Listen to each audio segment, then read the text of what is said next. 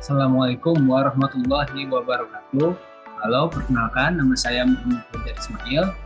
Di sini saya adalah mahasiswa Teknik Industri Universitas Pancasila yang mengikuti mata kuliah Manajemen Strategi dengan dosen pemangku mata kuliah yaitu Bapak Haris Adi Swantoro.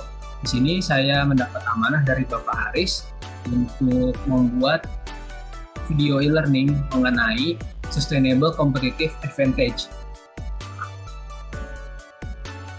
Baik, apa itu Sustainable Competitive Advantage? Definisi dari Sustainable Advantage, Competitive Advantage adalah, menurut Hoffman, Sustainable Competitive Advantage adalah manfaat berkepanjangan dari penerapan beberapa strategi penciptaan nilai yang unik dan tidak secara bersamaan dilaksanakan oleh potensi pesaing atau pesaing saat ini, serta dengan ketidakmampuan pesaing untuk meniru keuntungan dari strategi tersebut. Lalu ada menurut Rothbard, yaitu Sustainable Competitive Advantage adalah tentang bagaimana sebuah perusahaan membangun strategi jangka panjang untuk mempertahankan daya saing di pasar. Lalu menurut Henry, Sustainable Competitive Advantage terjadi ketika organisasi menerapkan strategi penciptaan nilai yang tidak diterapkan oleh pesaing dan ketika pesaing tidak dapat meniru manfaat dari strategi ini.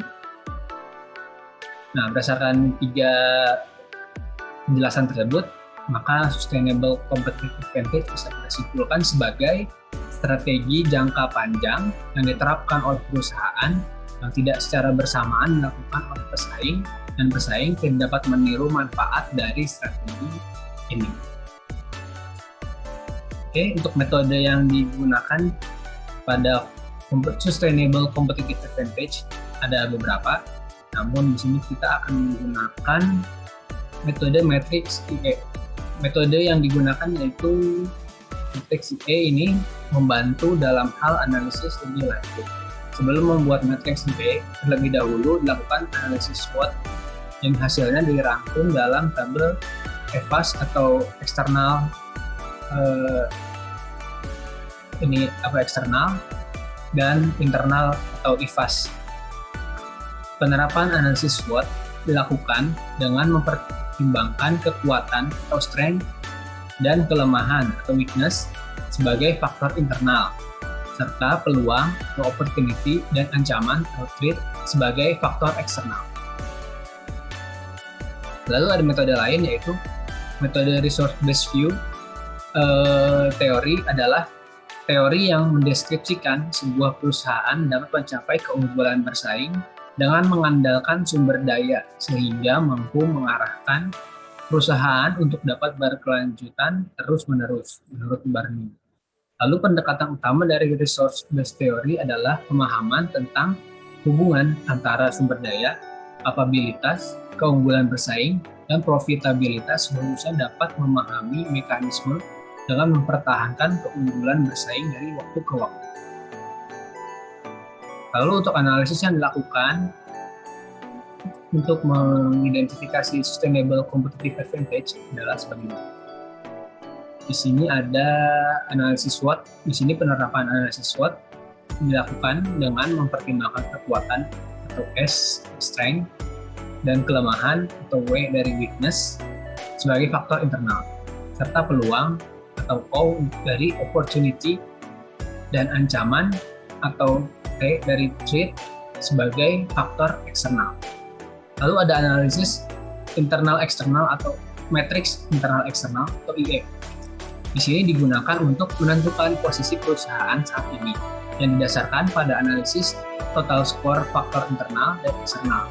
Tujuan dari penggunaan matriks IE adalah untuk mendapatkan strategi bisnis di tingkat perusahaan yang lebih rinci. Lalu ada juga analisis VIO, yaitu Valuable, Rare, Immutable, Organized to Capture Value. Di sini adalah perangkat VIO adalah suatu alat untuk menganalisa sumber daya internal dari perusahaan dan kemampuan untuk mengetahui apakah perusahaan dapat menjadi sumber keunggulan kompetitif yang berkelanjutan. Lalu ada tools yang digunakan dalam mengidentifikasi sustainable competitive advantage. Nah, di sini terus ada dua tools utama yang saya gunakan, yaitu Microsoft Excel. Microsoft Excel merupakan program perangkat lunak yang memungkinkan pengguna untuk mengolah dan menghitung data yang bersifat numerik besutan oleh Microsoft. Nah, di sini perangkat lunak ini digunakan sebagai media utama untuk membuat tabel analisis EVAS atau faktor eksternal dan IVAS, yaitu faktor internal, serta membuat matriks IE untuk menyimpulkan dari kedua tabel EVAS dan IVAS tadi. Lalu selanjutnya ada Microsoft Word. Microsoft Word ini juga merupakan perangkat lunak besutan Microsoft Office yang biasa digunakan untuk pengolahan teks, pengolahan dokumen, laporan, dan sebagainya. Nah, perangkat lunak ini digunakan untuk membuat diagram analisis SWOT yang tadi strength, weakness, opportunities, and threat. Itu untuk dua tools yang biasa digunakan, namun ada beberapa tools lain yang umum digunakan dalam memperhitungkan sustainable competitive advantage seperti Strategizer. Dia dapat membuat bisnis proses canvas, dan bisa juga kita menggunakan Microsoft Visio ya, namun itu berbayar.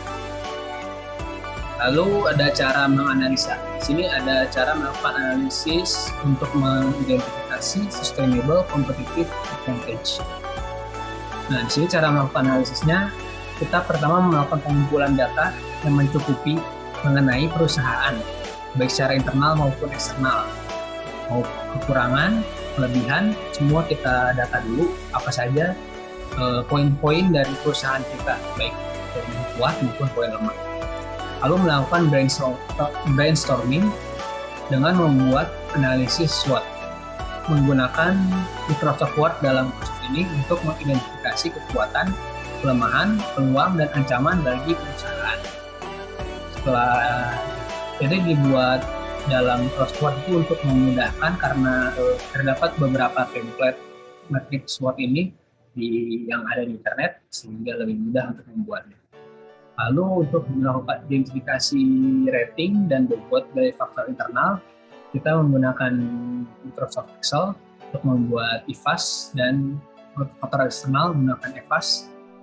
Nah, di sini kita kemudian dihitung berapa dari bobot dan rating tadi, dihitung berapa skor dari IVAS dan EVAS-nya tadi menggunakan Microsoft Excel, sehingga didapat angka IVAS dan EVAS yang kemudian akan dimasukkan ke dalam matriks IE. Berdasarkan nilai IVAS dan EVAS tersebut ditentukan perusahaan berada pada kuadran berapa.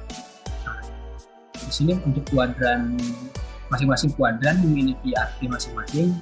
Misalnya untuk kuadran B2 itu dia ada di posisi sedang tinggi, lalu ada posisi kuadran 1 itu kuat dan tinggi. Nah, biasanya untuk semakin kuat dan tinggi, dia strategi yang diperlukan akan semakin agresif.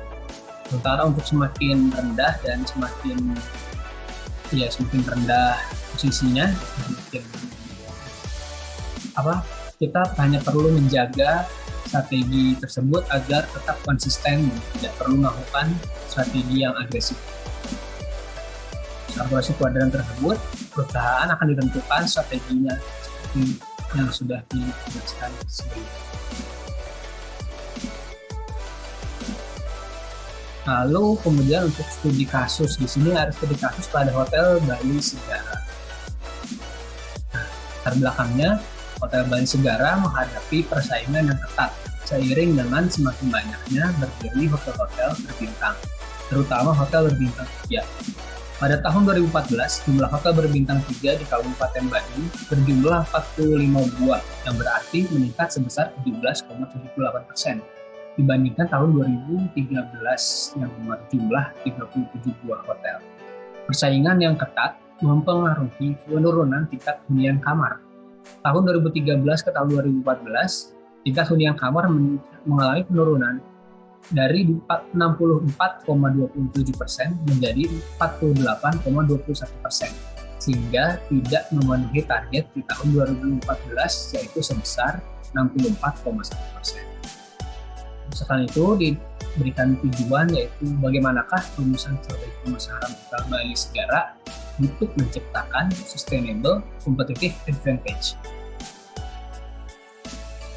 Nah, di sini ada contoh SWOT analisisnya ya. Misalnya di sini ada untuk strength-nya adalah perilaku karyawan hotel dalam pemberian pelayanan, penampilan karyawan hotel dalam pemberian pelayanan, lalu weakness-nya ada pemotongan harga diskon atau merchandising. Untuk opportunities-nya ada kondisi stabilitas politik di Bali, lalu perkembangan teknologi informasi dan mendukung operasional hotel. Lalu ada triknya yaitu tingkat pertumbuhan hotel bintang 3 di wilayah kota, lalu ada keadaan alam di sekitar lingkungan hotel. Nah, di sini untuk lebih jelasnya kita langsung ke tampil EVAS-nya nih. Di sini untuk variabel pertama yaitu tingkat pertumbuhan hotel bintang 3 di wilayah kita dengan rating dan bobot serta skor sebagai berikut. Ini adalah sebagai ancaman, lalu kondisi stabilitas politik di Bali sebagai peluang, lalu ada perundang-undangan yang berlaku dalam mengatur kegiatan operasional hotel sebagai peluang, nilai tukar rupiah terhadap mata uang asing sebagai peluang, daya beli wisatawan domestik asing sebagai peluang, perkembangan teknologi informasi dalam mendukung operasional hotel sebagai peluang, lalu reaksi wisatawan terhadap lingkungan sosial budaya di lingkungan hotel sebagai peluang, lalu ada keadaan alam sekitar lingkungan hotel sebagai ancaman.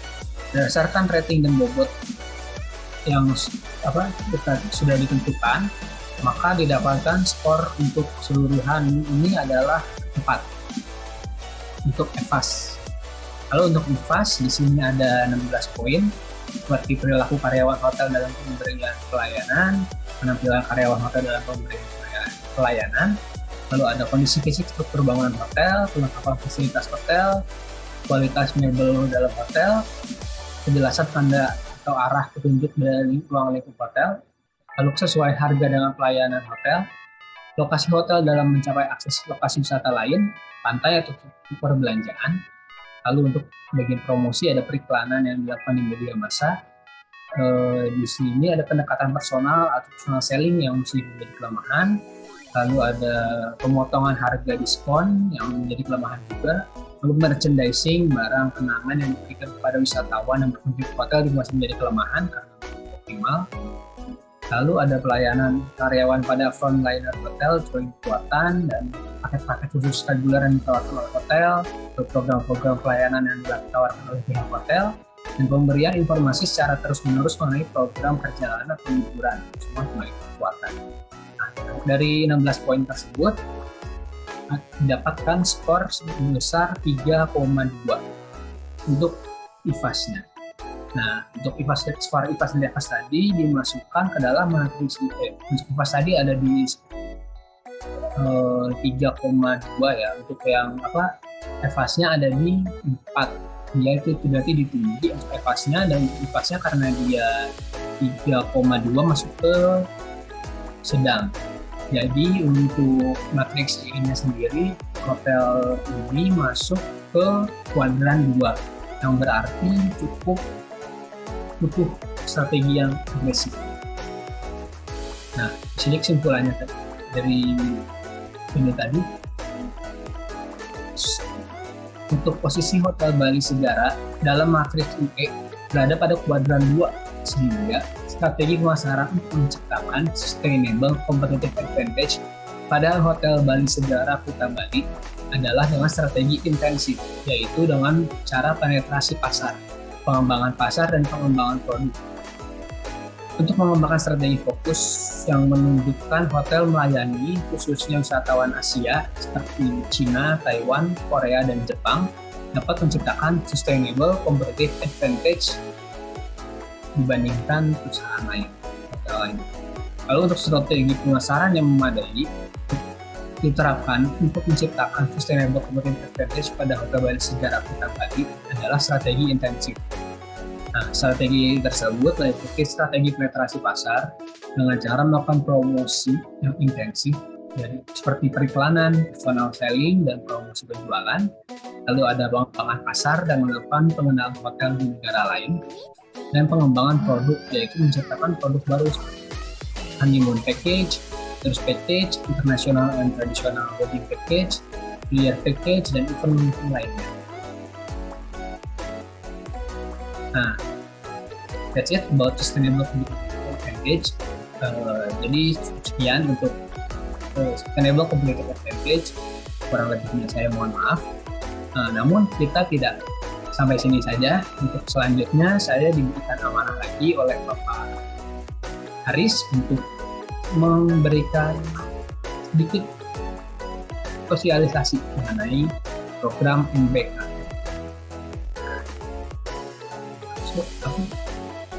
Sebagai mahasiswa kita harusnya sudah tahu ya, MBK itu adalah Merdeka Belajar dari program pemerintah, program baru pemerintah, di mana kita dibebaskan untuk belajar tanpa mengikuti perkuliahan di kelas, namun kita mendapatkan SKS sesuai kita mengikuti perkuliahan di kelas.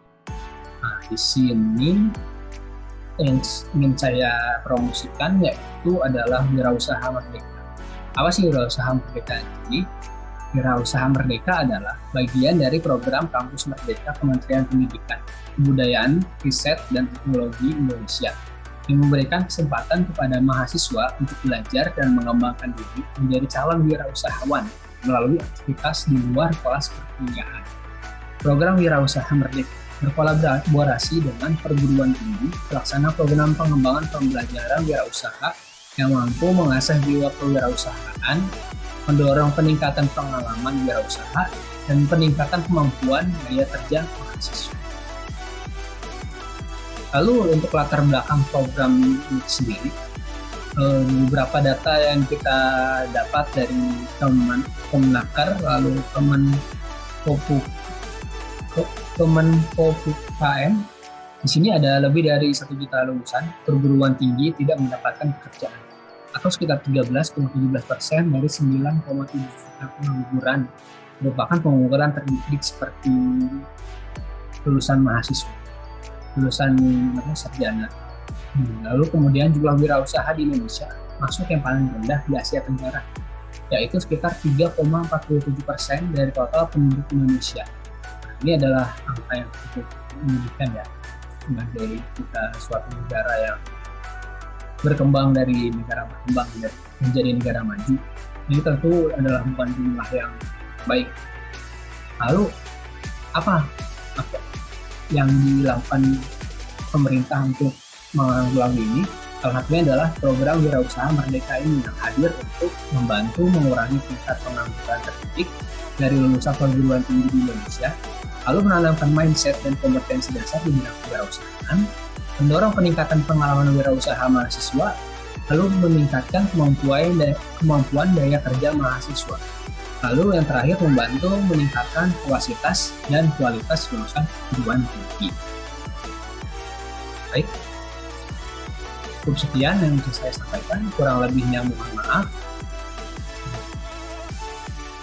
Bila ada kritik dan saran, mohon disampaikan di kolom komentar. Saya kira cukup untuk video kali ini. Sampai ketemu di video selanjutnya. Assalamualaikum warahmatullahi wabarakatuh.